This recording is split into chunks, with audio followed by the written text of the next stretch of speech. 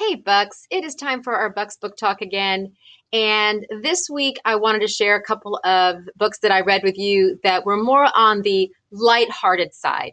I really enjoy a good mystery, a good drama book. But this past week was Thanksgiving, and I was really wanting something a little more fun and light and easier to read. So I'm going to share a couple of great books with you. The first one is called Esther the Wonder Pig. Esther the Wonder Pig, I mean, you can just tell by looking at this face and this cover, this is going to be a fun book to read. So it's what's called a memoir. So a memoir is kind of like an autobiography, but it usually only covers a portion of a person's life. So this story, that these is a true story. These two gentlemen decided that they were going to get a pig. They kind of got talked into adopting this micro pig from a friend who didn't have anything else. She needed somewhere for this pig to go. So a micro pig is a very small pig. They're bred to be smaller than usual. Sometimes they're called a teacup pig. And they're never really super, super tiny. They're also what's called a pot-bellied pig. So they typically grow to be about the size of a medium-sized dog. Well, as the story progresses and they're telling the story of getting Esther and they just fall in love with her. Well, one of the men falls in love with her right away. The other one needs a little convincing. But Esther doesn't stop growing. And they come to find out that they were kind of duped. And Esther is actually going to be a 600-pound farm pig. But by the time they realize this, of course, they've absolutely both fallen in love with her. And if you're a pet owner, you know that it doesn't matter what your pet does, you can't get rid of them once you got them, right? You love them. So this is a story of how they're trying to raise Esther in this very small townhouse that they have.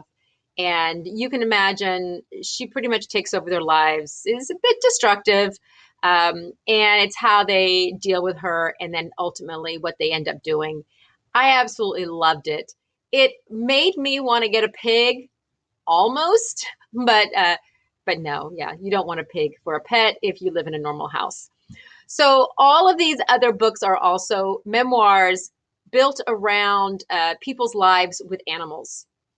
If you remember reading Hatchet in sixth grade, Gary Paulson was the author, but he also had several memoirs that he's written. And My Life in Dog Years is his memoirs about all the dogs that he has ever owned throughout his life. It's just wonderful. Um, I have read The Elephant Whisperer. This was also really great. And I've always loved elephants and how intelligent and sensitive they are. So these are all, this one also, How to Be a Good Creature, is again about Cy Montgomery, who writes nonfiction books but based around animals. This was kind of how all the animals in her life have kind of affected her. So if you are an animal lover, these are all great. They almost read like they're fiction, but they're not. They're true nonfiction memoirs around animals that people have owned. So Esther the Wonder Pig, definitely recommend to you. All right. The other one that I read was Premeditated Myrtle. So I really do love a good mystery. And usually I do like the suspense, the drama, the serious mysteries. But Premeditated Myrtle is definitely on the lighter side. It's set back in Victorian times in England. And Myrtle is a 12-year-old girl who wants to be a detective when she grows up. And the very old lady who lives across the street from her has died overnight in her bathtub. And Myrtle is convinced that it's murder. And so she sets out to solve this mystery.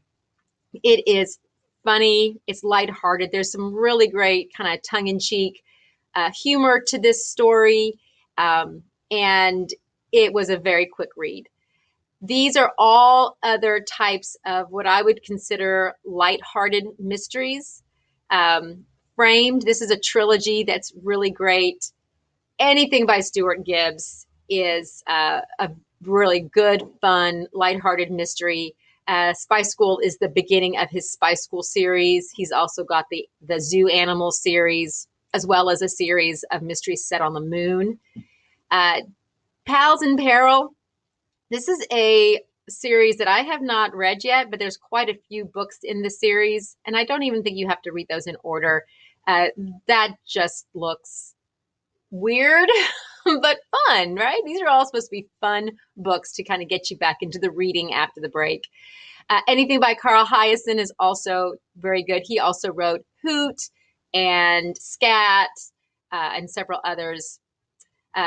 So Lemony Snicket, this is his series that goes on past the series of unfortunate events. So these are all great. They're all part of series. Stuart Gibbs, you don't have to read his series in order. So really, you got a lot of options here. If the book is checked out already, don't forget when I do a book talk, the books tend to get checked out pretty quickly. But these all, if you look up the author's name, we have lots of other books by these same authors that are all along the same lines of these very lighthearted mysteries. So hopefully you will find something. Don't forget that when you do put a book on hold, it means that you get to keep it for 3 weeks. But then when it gets checked back in, it's in quarantine for another week. So if a book is checked out, when you go to put it on hold, you're looking at several weeks before you're going to get it. So make sure that you then go look for something else that is available so you can get it right away. So I hope that you enjoy some of these books. Remember that these books will all be posted on my YouTube channel. And if you remember the YouTube channel, let me show you where that is. I've got to log in and get to my Destiny Discover here. And there is a link to my YouTube channel right here. So this book talk will be posted on this YouTube channel along with all my others that you can go back and look at anytime you want. All right, so guys, I hope you have a great week. Enjoy some good books. Please check something out to be reading, and I will see you next week.